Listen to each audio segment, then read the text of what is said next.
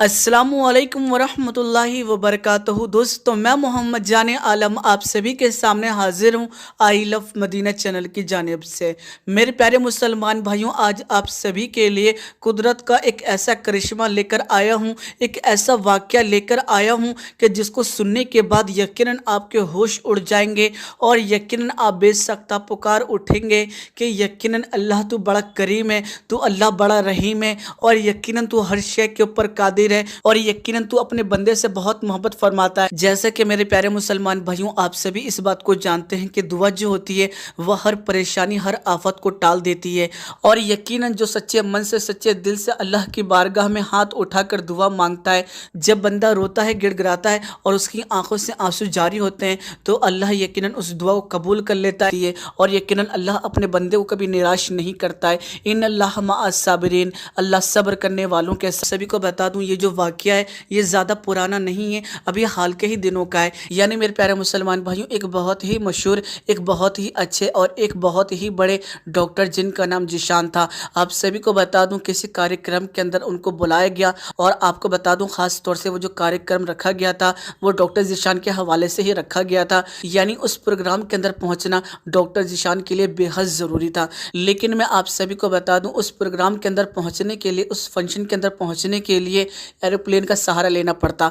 यानी उस प्रोग्राम में पहुंचने के लिए, उस फंक्शन के अंदर पहुंचने के लिए डॉक्टर ज़ीशान को मीलों का सफ़र तय करना था। तो मैं आप सभी को बता दूं, डॉक्टर ज़ीशान जो थे वो एयरपोर्ट पहुंचे और एयरपोर्ट पहुंचने के बाद जिस तरीके से सभी की चेकिंग होती है उसी तरीके से उनकी भी चेकिंग वगैरह हुई। उसके बाद वो एरोप्लेन के अंदर जाकर बैठ गए। लेकिन मैं आपको बता दूं, अभी कुछ ही देर हुआ था कि तभी एरोप्लेन का जो पायलट था उसने आकर यात्रियों से यह बात कही कि एरोप्लेन के अंदर, जहाज के अंदर तकनीकी प्रॉब्लम आ चुकी है, जिसकी वजह से हमें इमरजेंसी लैंड करना पड़ेगा और पास की एयरपोर्ट में हमें इसको लैंड करवाना पड़ेगा। तो हम सभी यात्रियों से क्षमा चाहते हैं। पायलट की ये बात बोलने के बाद कुछ ही देर के अंदर इमरजेंसी लैंड किया जाता है। आप सभी को बता दूं, डॉक्टर ज़ीशान जो थे वो इस बात को लेकर बहुत ही ज्यादा गुस्से में थे, बहुत ही ज्यादा परेशान होने लगे थे, क्योंकि जो प्रोग्राम रखा गया था खास तौर से उनके लिए ही रखा गया था। अगर वो उस प्रोग्राम के अंदर नहीं जाते तो यकीनन उनकी बहुत ही ज़्यादा बदनामी होती, लोग उनके बारे में बुरा भला कहते। तो मेरे प्यारे दोस्तों, वो बहुत ही ज़्यादा गुस्सा हो गए और उन्होंने अपना गुस्सा जताने की कोशिश की। एयरपोर्ट पे जो यात्री थे वो सभी इस चीज़ को महसूस कर रहे थे कि ये जो आदमी है ये बहुत ही ज़्यादा परेशान लग, इसको बहुत ही ज़्यादा इमरजेंसी थी। तभी मेरे प्यारे दोस्तों, कुछ लोगों ने डॉक्टर ज़ीशान को पहचान लिया और ये बात कही कि आप परेशान मत होइए, आपको परेशान होने की ज़रूरत नहीं है। अगर आप चाहें तो यहाँ से बाय रोड कार भी लेकर जा सकते हैं। यहाँ से जहाँ आपको जाना है वो ज़्यादा दूर नहीं है, सिर्फ 3 घंटे के रास्ते पर है। तो मेरे प्यारे दोस्तों, ये बात सुनने के बाद डॉक्टर जो था वो बहुत ही ज़्यादा खुश हुआ और उन सभी का शुक्रिया अदा किया।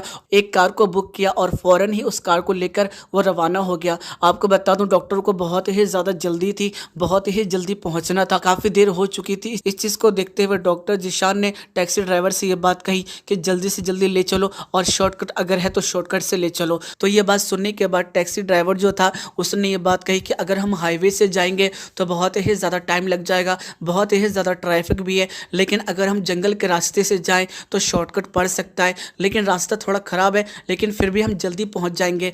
तो ये बात सुनने के बाद डॉक्टर ज़ीशान ने ये बात कही कि मुझे जल्द से जल्द पहुँचना है उस प्रोग्राम के अंदर, मैं काफ़ी लेट हो चुका हूँ, मुझे बहुत ज़्यादा जल्दी है, तो जहाँ से तुम्हें ले जाना है वहाँ से ले चलो, लेकिन मुझे जल्द से जल्द पहुँचा दो। आप सभी को बता दूं, वो जो टैक्सी ड्राइवर था वो जंगल के रास्ते होते हुए अपनी कार को, अपनी टैक्सी को लेके जा रहा था। तो मेरे प्यारे दोस्तों, अभी थोड़े ही देर हुए थे जंगल के अंदर सफर करते हुए, तभी आंधी और तूफान ने घेर लिया। यानी बहुत तेज की हवाएं चलने लगी, बहुत ही ज़्यादा मूसलाधार बारिश होने लगी, जिसकी वजह से हुआ यह कि जंगल का जो रास्ता था वो भटक गए। आपको बता दूं, टैक्सी ड्राइवर को भी ये बात समझ में नहीं आ रही थी कि किधर से किधर जाना है, क्योंकि वो जंगल के ऐसी जगह पहुंच गए थे जहां उन्हें रास्ता समझ में नहीं आ रहा था और रात का वक्त हो चुका था।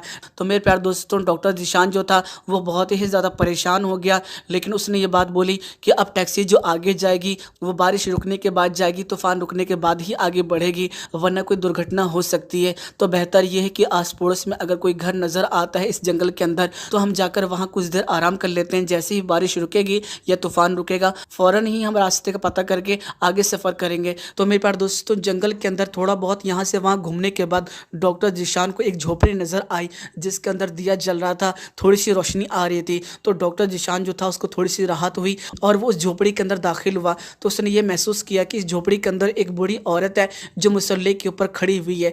आप सभी को बता दूं, जैसे ही डॉक्टर जीशान दरवाजे के पास आए, वो जो बूढ़ी औरत थी जो मुसल्ले के ऊपर खड़ी हुई थी, तभी डॉक्टर जीशान के ऊपर उसकी नज़र पड़ी और उसने फ़ौरन ही ये बात कही कि अंदर आ जाओ, बहुत ही ज़्यादा मूसलाधार बारिश हो रही है, इससे तुम बीमार पड़ जाओगे। तो ये बात सुनने के बाद डॉक्टर जीशान जो था वो घर के अंदर दाखिल हुआ। जैसे ही वो घर के अंदर दाखिल हुआ तो उस बूढ़ी औरत ने ये बात कही कि पास में टेबल के ऊपर गर्मा गर्म चाय रखी हुई है, आप लोग भीग चुके हो तो बेहतर ये होगा कि आप गर्मा गर्म चाय पी लो, जिससे आपके बदन के अंदर गर्मी आएगी।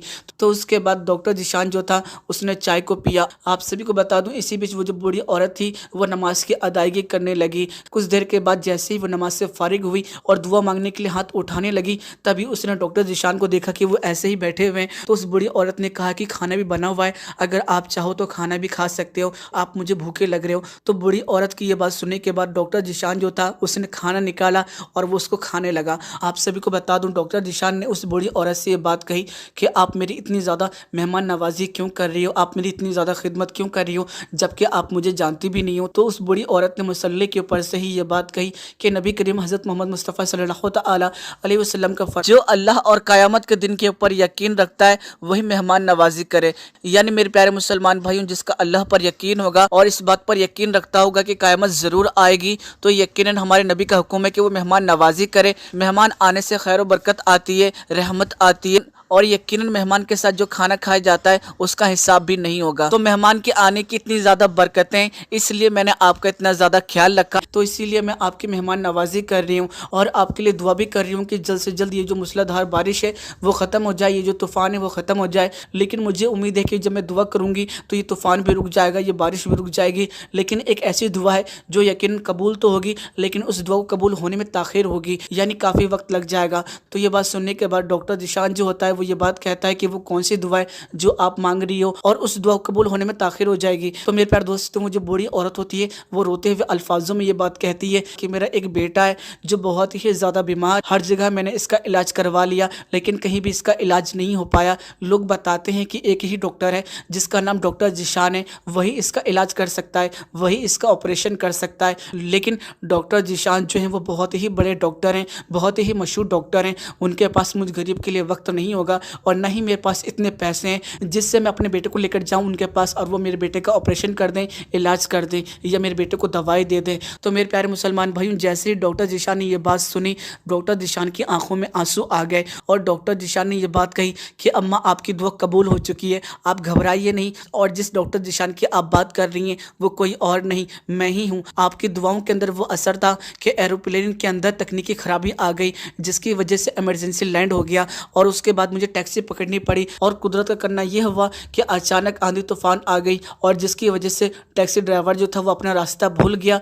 और फिर हुआ ये कि हमें रुकने के लिए कोई ठिकाना चाहिए था, जब तक तूफान और बारिश नहीं रुक जाती है हमें कहीं ना कहीं पर रुकना ही था। तभी हमारी नज़र आपके घर के ऊपर पड़ी। यानी ये सभी चीज़ें जितनी भी हुई हैं वो यकीनन आपकी दुआओं की वजह से हुई है, यानी अल्लाह ने आपकी दुआ को कबूल कर ली। मैं आपके बेटे का इलाज करूँगा और वो भी फ्री में करूँगा। तो मेरे प्यारे मुसलमान भाइयों, आपने देखा किस तरीके से दुआ कबूल होती है। यानी दुआ कबूल होने में यकीनन ताख़ीर हो सकती है, लेकिन अगर सच्चे दिल से दुआ मांगी जाए, रो रो कर गिड़गिड़ा कर दुआ मांगी जाए तो यकीनन वो दुआ ज़रूर कबूल होती है। और जिस दुआ में हम नबी करीम सल्लल्लाहु अलैहि वसल्लम का वसीला लगा लेते हैं वो यकीनन दुआ कबूल होती ही होती है। तो मेरे प्यारे मुसलमान भाइयों, किस किस तरीके से दुआ कबूल हो जाती है, किस तरीके से अल्लाह लोगों तक मदद पहुँचाता है, किस तरीके से ज़रिया बनाता है, आपको इस वीडियो के अंदर मालूम पड़ गया होगा। बहुत से लोगों ने इस वाक़े को अलग अलग अंदाज के अंदर पेश किया है। बहरहाल जो मुझे लगा कि दुआ की अहमियत आपको बतानी चाहिए तो मैंने आपको बताई। अगर आपको ये कुदरत का करिश्मा पसंद आया है, वीडियो पसंद आई है, तो वीडियो को लाइक कर दीजिए और इस वीडियो को जितना ज़्यादा हो सकेगा उतना ज़्यादा शेयर कीजिएगा। साथ ही साथ गुजारिश करूँगा कि अगर आप हमारे यूट्यूब चैनल के ऊपर नए हैं तो हमारे चैनल को सब्सक्राइब कर लीजिए, साथ ही साथ नोटिफिकेशन बेल दबा लीजिए ताकि आपको हर नई वीडियो की नोटिफिकेशन मिल सके। चलिए दोस्तों, मैं फिर मिलूंगा एक अच्छी और प्यारी वीडियो साथ। अपना ख्याल रखिए और खुश रहिएगा। जब तक के लिए अल्लाह हाफिज़।